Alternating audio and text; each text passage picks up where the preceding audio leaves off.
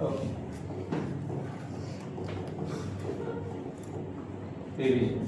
देखिए हम लोगों ने अभी तक स्ट्रेस के बारे में पढ़ा है। क्या होता है स्ट्रेस? चलो जल्दी जल्दी बताओ, स्ट्रेस क्या होता है? सब लोग जोर से बोलेंगे। Force per unit. कितने प्रकार के स्ट्रेस होते हैं? 3 प्रकार के स्ट्रेस होते हैं। लॉन्जिट्यूडिनल स्ट्रेस, वॉल्यूम स्ट्रेस और लॉन्जिट्यूडिनल स्ट्रेस की फॉर्मूला क्या थी? एक थी फोर्स अपॉन एरिया और एक दूसरी वाली कौन सी थी? ठीक है। वॉल्यूम स्ट्रेस की फॉर्मूला क्या थी? Delta P change in pressure. एक और फॉर्मूला थी एच रो जी। ठीक है। शियर स्ट्रेस की फॉर्मूला क्या थी? एफ अपॉन ए। ये था स्ट्रेस, याद आया? फिर हमने आपको स्ट्रेन पढ़ाया। क्या पढ़ाया? स्ट्रेन। क्या है स्ट्रेन की formula? Change in dimension upon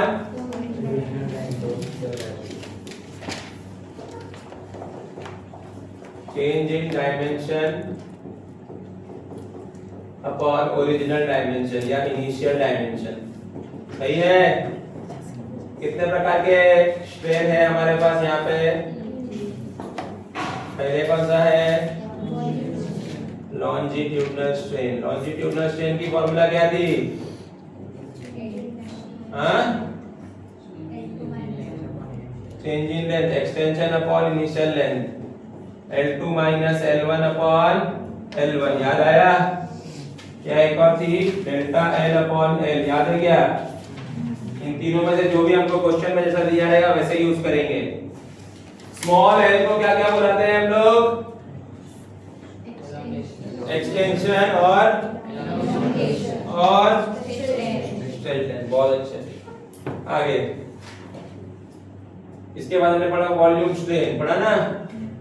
क्या है volume strain? Change in volume upon, और लास्ट में हमने पढ़ा शियर स्ट्रेन। याद है क्या? शियर स्ट्रेन की फॉर्मूला क्या क्या पढ़ी? वेरी गुड, ये सबसे इंपॉर्टेंट था। डिस्प्लेसमेंट अपॉन, एक और फॉर्मूला थी कौन सी वाली? tan theta. एक और फॉर्मूला थी सिर्फ थीटा। याद आया? आया ना? कैमरा पॉज कर। चलो पढ़ाया था ना? बाद में चालू मत कर, पॉज कर उसको।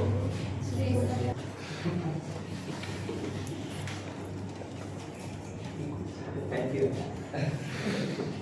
हाँ भाई, सबका ध्यान इधर। मॉड्यूलस कितने प्रकार के थे? कौन से? पहला नाम बताओ। यंग्स मॉड्यूलस ना? पहला नाम क्या था? Young's modulus. यंग्स मॉड्यूलस किसके बारे में बात कर रहा है? लेंथ के बारे में, मतलब लॉन्जिट्यूडिनल स्ट्रेस अपॉन, बताया था।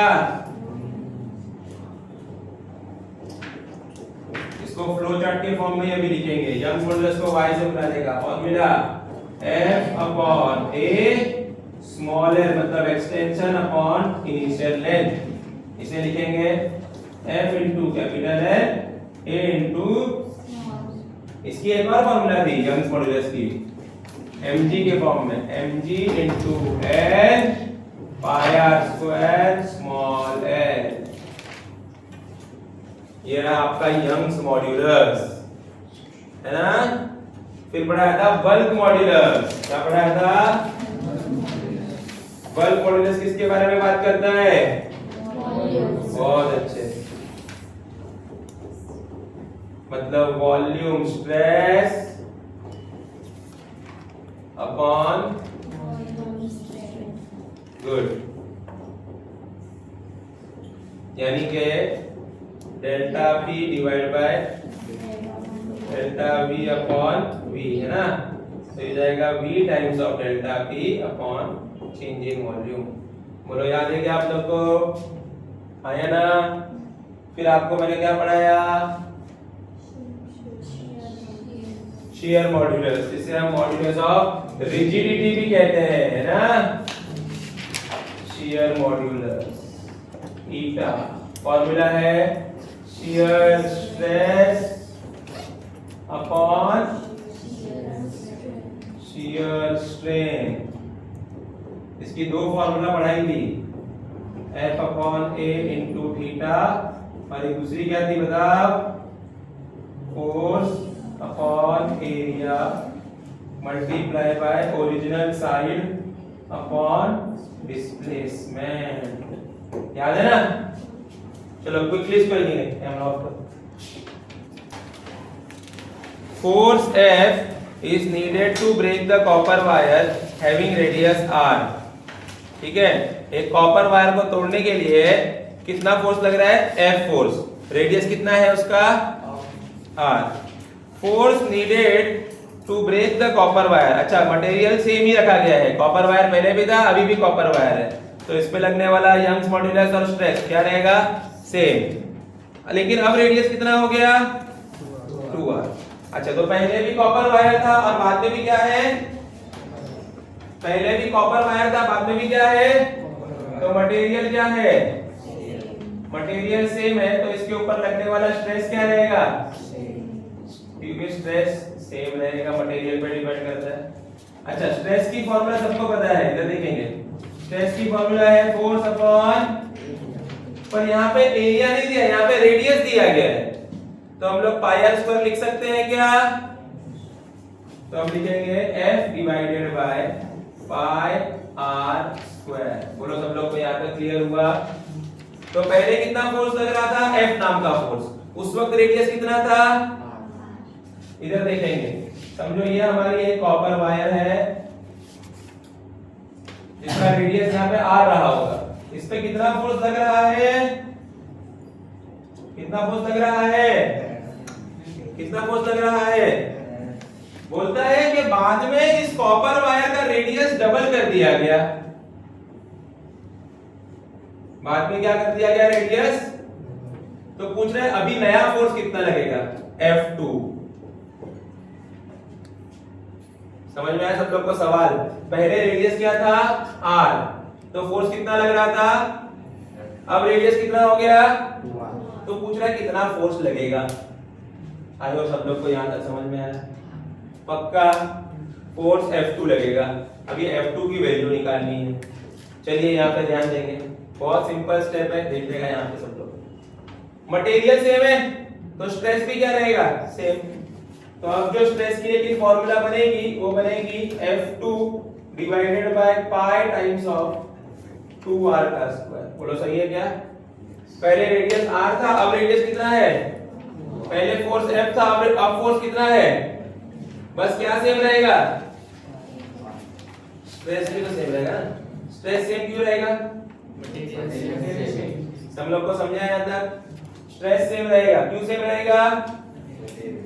ओके, पहले स्ट्रेस की फॉर्मूला क्या मिली? F डिवाइडेड बाय, यहाँ पे क्या मिली? F2 अपॉन, इसको सॉल्व कर सकता हूँ, F2 upon pi times of 4r square. बोलो यहाँ तक क्लियर है सब लोग को? तो ये वाला भी समझ में आ गया, ये वाला भी समझ में आ गया। दोनों का स्ट्रेस क्या रहेगा? Q, यानी कि इसका मतलब है F upon pi r square is equals to F2 upon pi times of 4r square. बताओ यहाँ तक क्लियर हुआ क्या? कोई प्रॉब्लम? सबको यहाँ तक क्लियर हो गया? ये उसका वाला स्ट्रेस और इसका स्ट्रेस सेम क्यों कर दिया मैंने? क्योंकि मटेरियल क्या है? इसमें पाई कट r कट, तो बचेगा क्या? F equal to F2 upon, तो F2 की वैल्यू क्या मिलेगी? देखो है ऑप्शन में, ऑप्शन नंबर बोलो।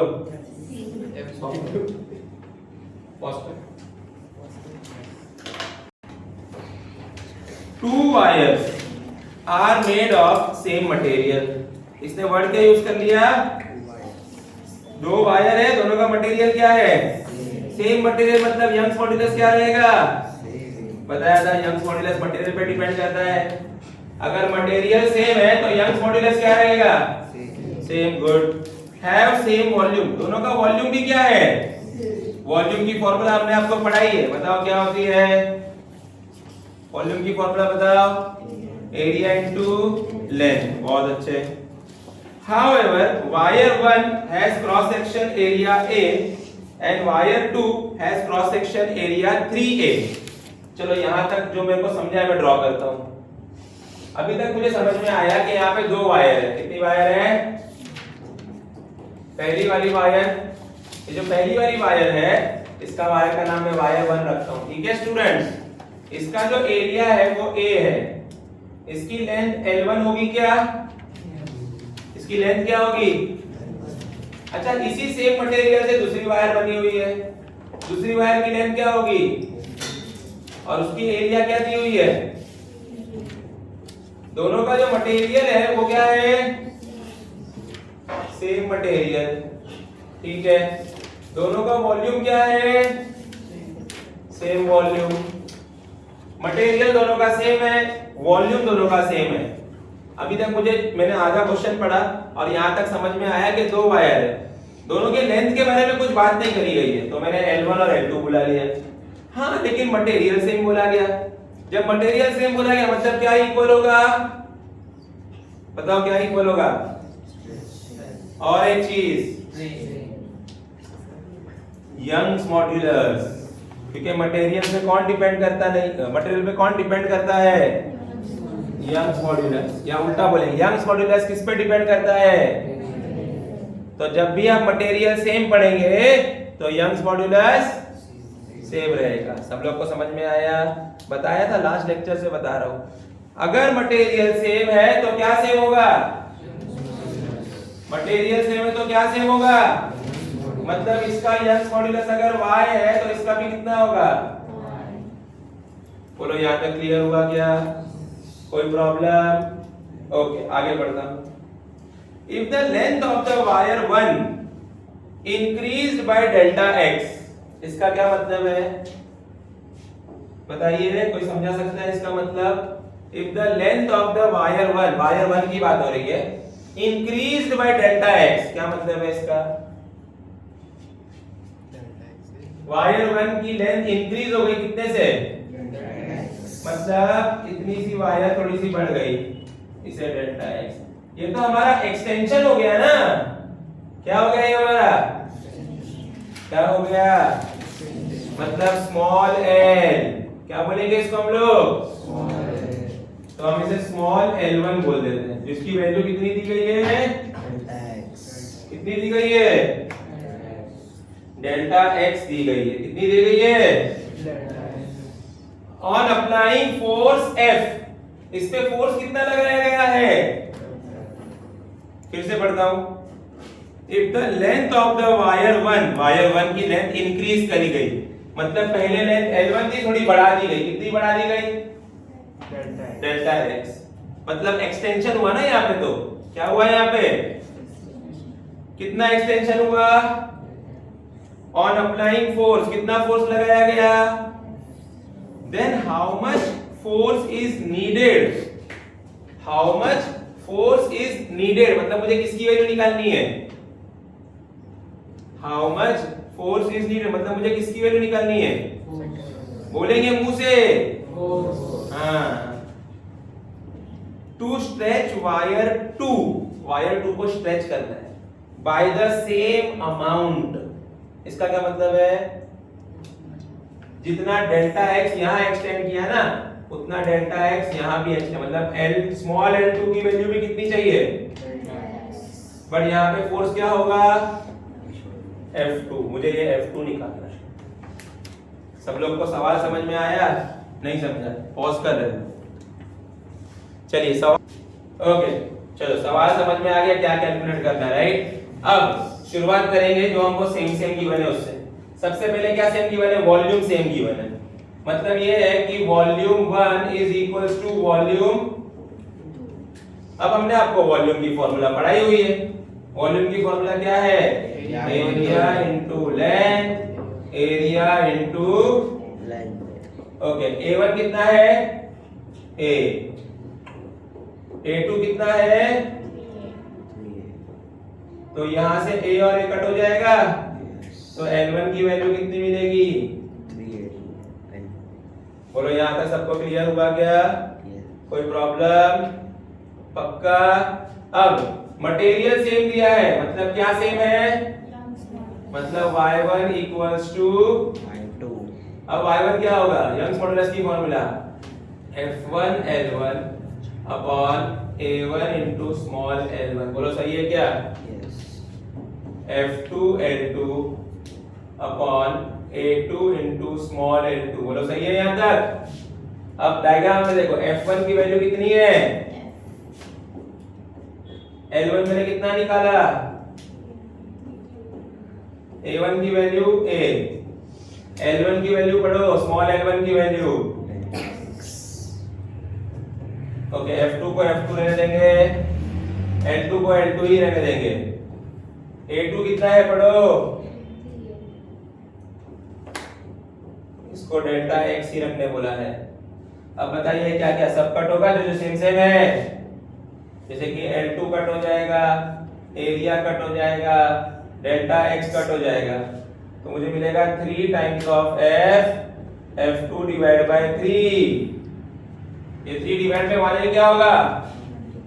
तो F2 इक्वल टू कितना होगा? देखो ऑप्शन में है, चेक करो, बताओ कौन सा ऑप्शन है?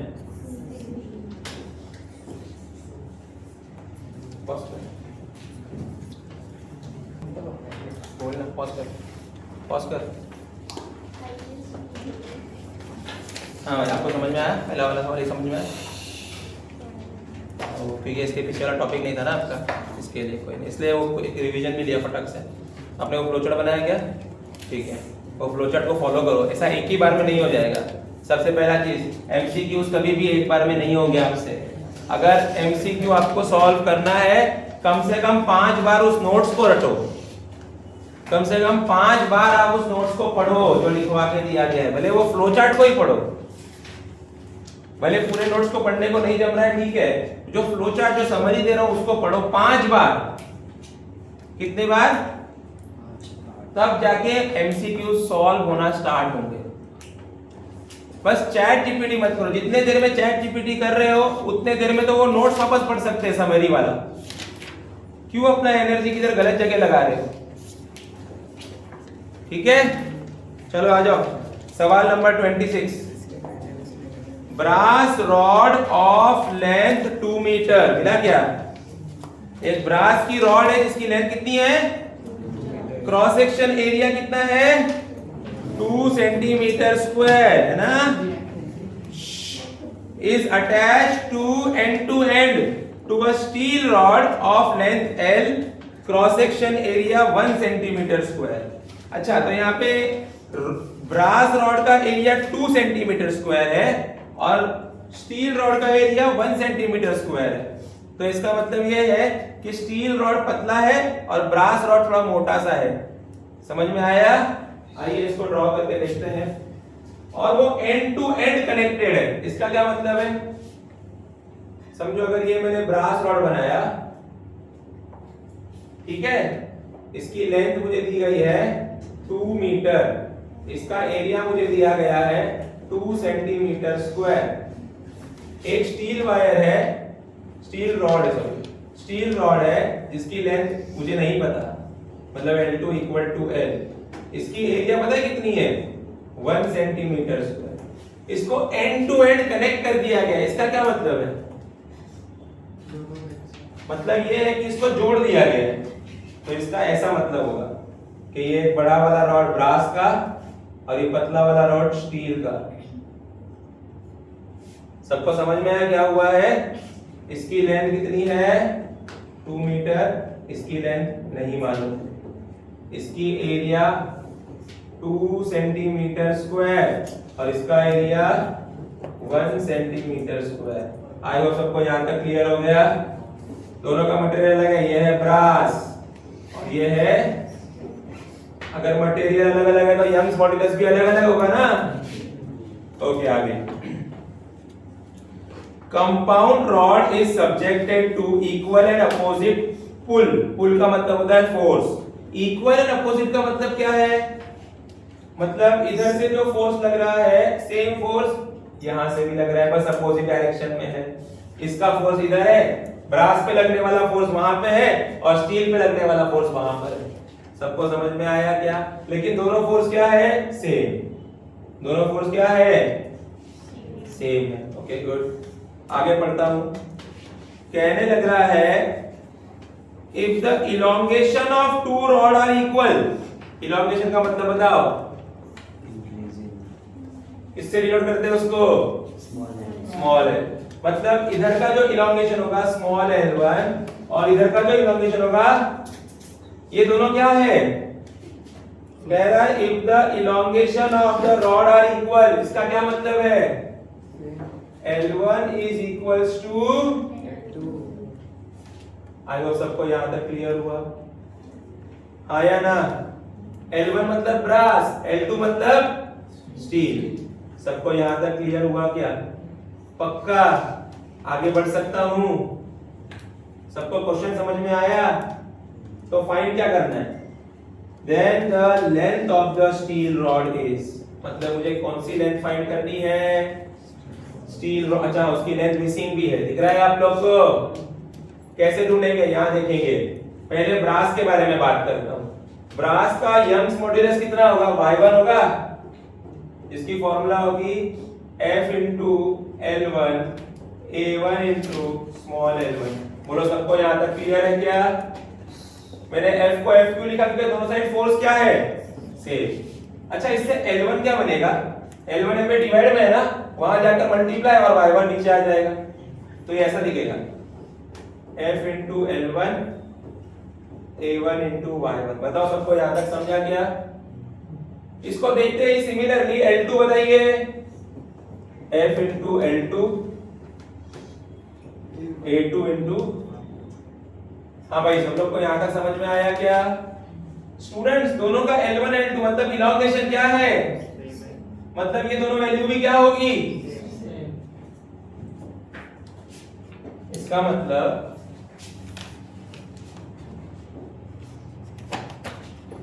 F into L1 A1 into Y1 equal to F into L2 A2 into FF तो सेम है ना? L1 मतलब ब्रास की बात हो रही थी, ब्रास की लेंथ कितनी दी थी? पढ़ो 2 मीटर। उसका एरिया कितना है? 2 सेंटीमीटर स्क्वायर। बोलो सबको समझा क्या? उसका y1 दिया है, पढ़िए। ब्रास का यंग्स मॉड्यूलस दिया है, पढ़ो। 1 into 10 raised to 11 न्यूटन।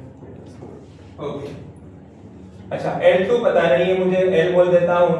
अच्छा, A2 दिया है, पढ़ो 1 सेंटीमीटर स्क्वायर। स्टील का यंग्स मॉड्यूलस दिया है, पढ़िए 2 into 10 raised to 11 10 raised to, दोनों साइड 10 raised to 11 है क्या? डिवाइड में कट हो जाएगा। दोनों साइड में 2 है क्या? कट हो जाएगा। हो गया कट? Centimetre square. तो लेंथ की वैल्यू कितनी आ गई? ऑप्शन में चेक कीजिए, है ऑप्शन में?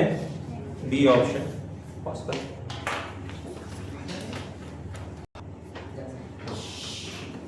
Rubber ball is taken at the depth of 200 metre in a pool.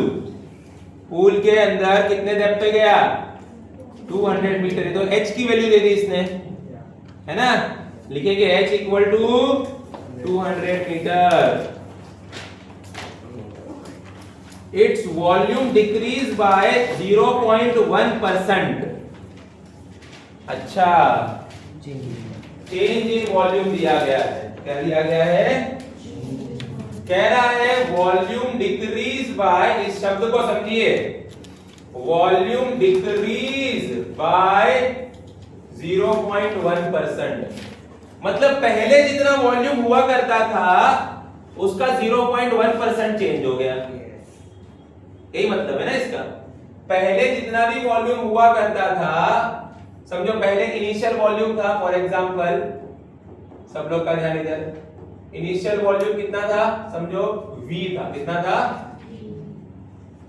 Initial volume कितना था, वॉल्यूम डिक्रीज हो गया, कितना डिक्रीज हो गया, किसका 0.1%, ओरिजिनल वाले का ना, बोलो सही बात है कि नहीं। तो अगर इनिशियल वॉल्यूम अगर मैं V बुला लूं तो volume decrease by 0.1% of original volume.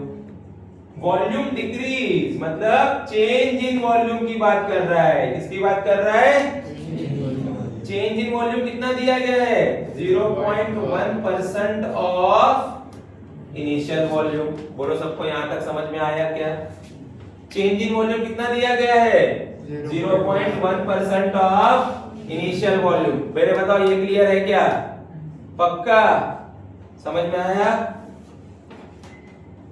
नहीं समझा, वापस बताओ, वापस सुनो। वॉल्यूम डिक्रीज मतलब वॉल्यूम चेंज हो गया ना, मतलब चेंज इन वॉल्यूम की बात कर रहा है। चेंज इन वॉल्यूम बाय मतलब कितना चेंज हुआ, 0.1%। किसका 0.1%, इनिशियल का ही होगा ना। अच्छा, delta V equal to 0.1 percentage को हटाकर डिवाइड बाय ऑफ का मतलब मल्टीप्लाई। सब लोग को इतना तो पता ही होगा ऑफ का मतलब क्या होता है, हमें मल्टीप्लाई। अच्छा एक बात बताइए, इस V को मैं नीचे लेकर जाऊं डिवाइड में या ऐसे ही रहने दूं, ऐसे रख दो तो डेल्टा V क्या मिलेगा, ध्यान दीजिएगा 0.001 V। बताओ ये समझ में आया सबको, 100 में 2 जीरो है ना, तो 2 डेसिमल वहां पे शिफ्ट हो गया लेफ्ट साइड में। क्लियर हुआ सब लोग को यहां तक। अच्छा अब पॉइंट के बाद नंबर गिनो, 1 2 3, तो क्या मैं ऐसे लिख सकता हूं 10⁻³ टाइम्स ऑफ V। बताइए पहले ये समझ में आया क्या, कह रहा था वॉल्यूम डिक्रीज बाय 0.1%। अरे भाई पर किसका 1%, 0.1%, इनिशियल का। तो मैंने इनिशियल वॉल्यूम को क्या बुलाया, V।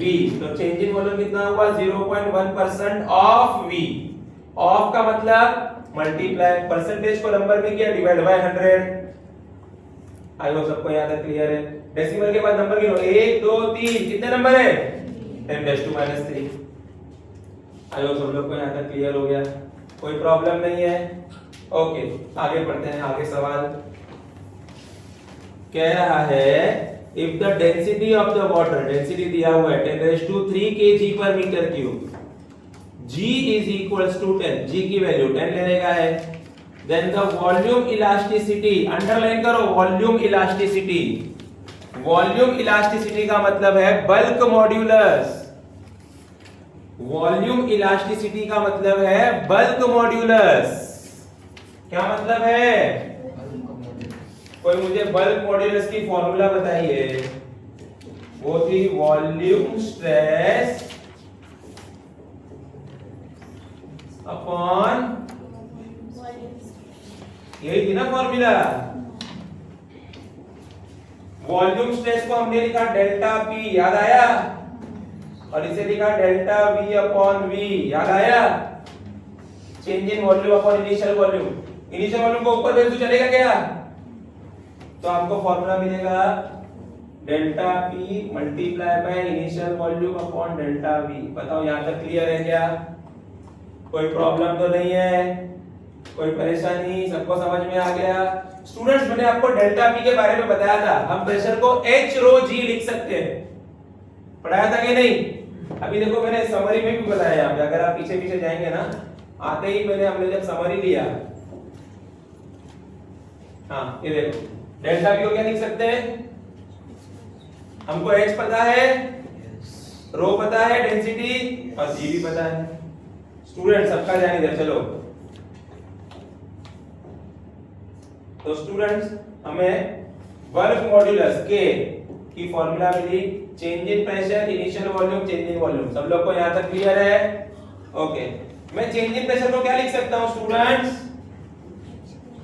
चेंज इन प्रेशर को क्या लिख सकता हूं,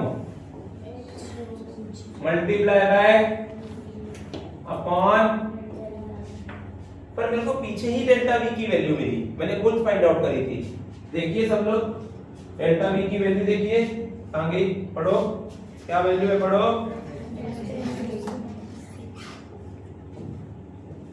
तो मैं यहाँ लिखूंगा h की वैल्यू 200, रो की वैल्यू 10⁻³ दी हुई है, g की वैल्यू 10 दिया हुआ है, v को v रहने दूंगा, इसको लूंगा 10⁻³ टाइम्स ऑफ v। बोलो सब लोग को यहाँ तक क्लियर है क्या? क्या कट होगा? अच्छा 10⁻³ ऊपर जाके क्या होगा? +3, 200 मल्टीप्लाई बाय 3, इसके ऊपर कुछ नहीं तो 1 और एक और 3 जो माइनस में था ऊपर आके +3 हो गया, तो 200 मल्टीप्लाई बाय 10⁻²। 200 में कितने जीरो है? वो दोनों उसको दे दो, तो 7 का क्या हो जाएगा? चेक करो ऑप्शन पॉसिबल। एटीएम को अंडरलाइन करेंगे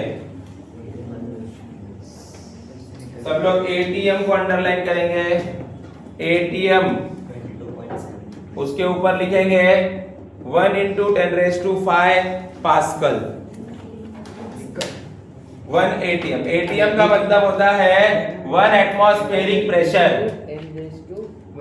1 × 10⁵ पास्कल। यहाँ पे ध्यान देंगे, प्रेशर का जो ऐसा यूनिट है वो है पास्कल या फिर न्यूटन पर मीटर स्क्वायर। इधर देखो सबका ध्यान यहाँ पे, प्रेशर का जो ऐसा यूनिट है वो है न्यूटन पर मीटर स्क्वायर या फिर पास्कल। इन दोनों में से कुछ भी बोल सकते हैं, अभी हमने पास्कल वर्ड यूज किया। लेकिन जो सीजीएस यूनिट है, कौन सा यूनिट है? सीजीएस, वो है एटमॉस्फेरिक प्रेशर एटीएम, या बार भी कोई कोई बोलता है, दोनों का मतलब एक ही है। तो 1 एटमॉस्फेरिक प्रेशर या 1 bar is equals to, MCQ के लिए बता रहा हूं, 1 × 10⁵ पास्कल। रियल वैल्यू कुछ और है, रियल वैल्यू पॉइंट में है, बट जब हम एमसीक्यू सॉल्व करेंगे ना तब 1 × 10⁵ लेंगे।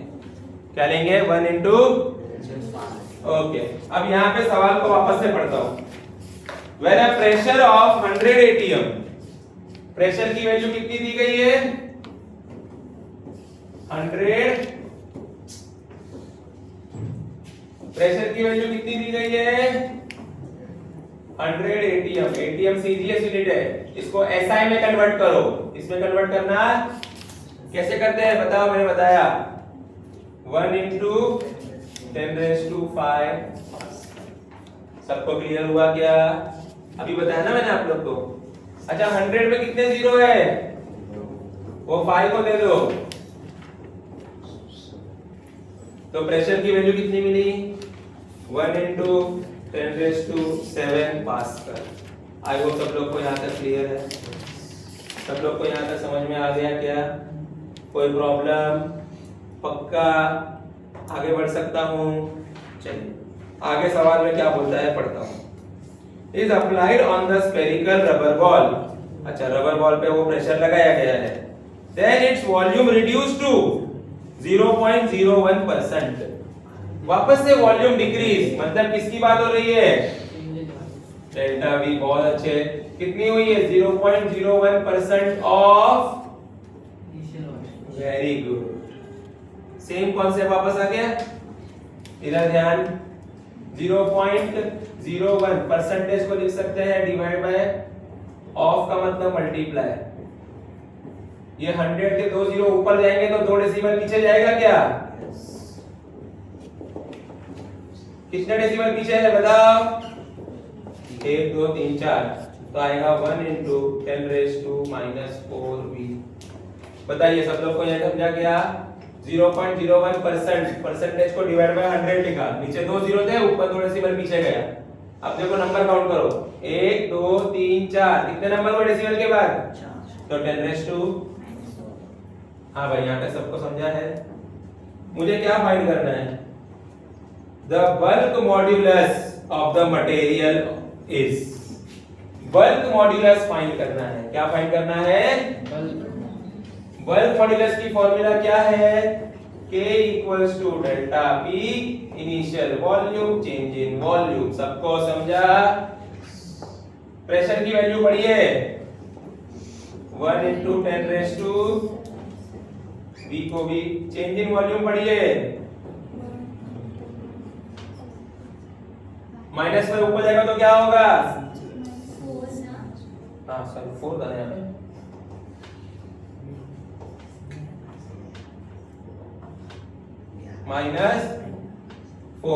-4 ऊपर जाएगा तो क्या होगा?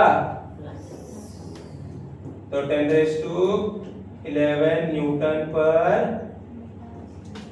देखिए बल्क मॉडुलस की वैल्यू क्या मिली? 11 10 raised to 11 newton per metre square. 10 raised to 11 newton per. Newton ऐसा यूनिट है फोर्स का, मीटर स्क्वायर ऐसा यूनिट है एरिया का। सब लोग को पता है ये बात।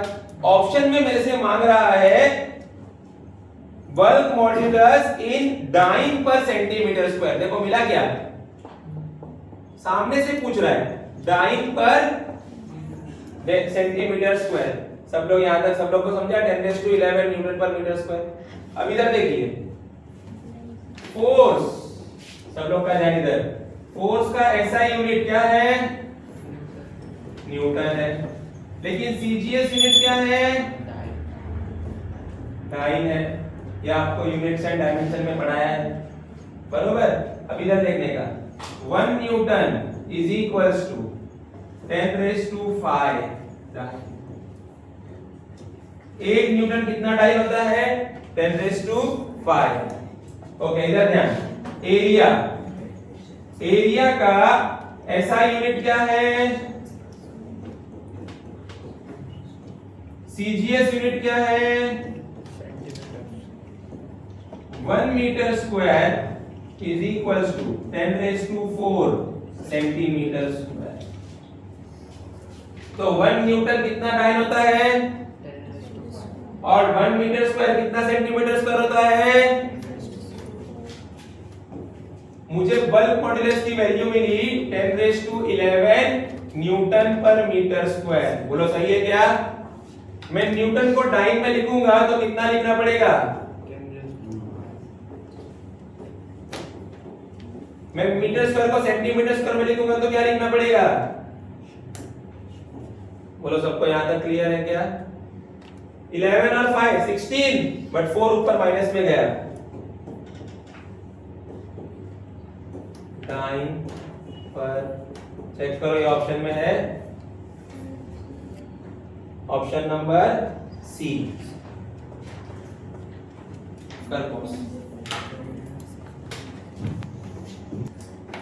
Pressure of the medium change. Change की फॉर्मूला क्या होती है? Pressure of the medium change. Pressure change हो रहा है, बोलो। फ्रॉम, फ्रॉम मतलब इनिशियल, टू मतलब from 1.01 10 raised to 5 pascal to 1.165 into 10 raised to 5 pascal. तो इनिशियल प्रेशर की वैल्यू क्या है बताओ?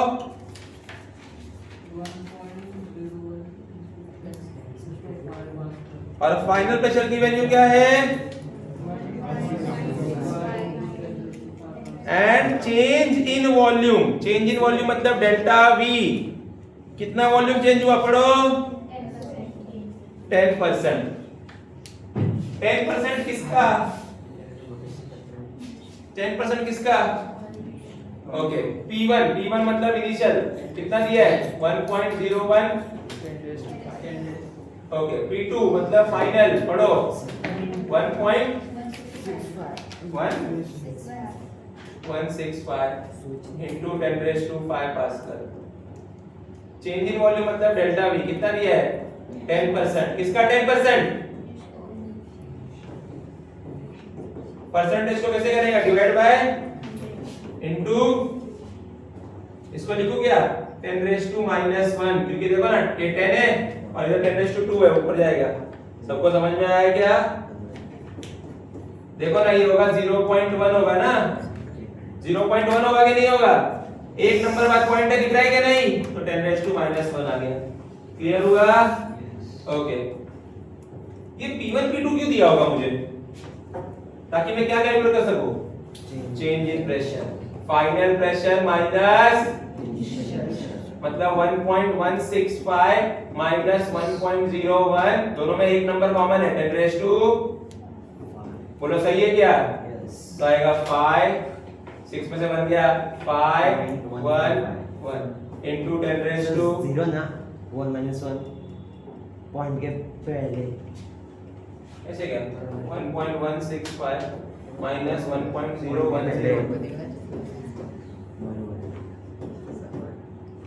0 है सर 1 minus 1 अच्छा इधर 0 कैमरा बंद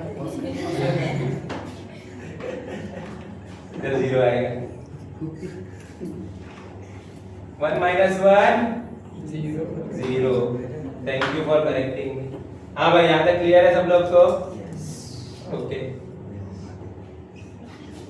चलिए लेट्स मूव अहेड। तो यहाँ पे क्या आएगा? 0 आएगा ना, 0.1 क्या हो रहा है स्लाइड में, क्यों चेंज आ रही है? वापस करते हैं क्या? ओके तो यहाँ पे तो 1 ही है, क्या है यहाँ पे? सॉरी स्टूडेंट्स, हाँ करते हैं 10 raised to 5। यहाँ तक क्लियर हुआ सब लोग को? Change in pressure, okay work modulus निकालना है। फॉर्मूला क्या है? Change in pressure initial volume changing volume, मतलब 0.155 into V into 10 raised to 5, change in volume 10 raised to minus 1 into V, V cut तो 0.155 into 10 raised to 6 है ना। चलो अभी इस पे ना नंबर क्या दिया है पहले पढ़ो, ठीक है? यहाँ पे एक डेसिमल आगे ले लेते हैं अपन, अगर एक डेसिमल आगे लूंगा तो 1.55 into 10 raised to 5। चेक करो ऑप्शन, ब्रेक ले लो। हाँ पहले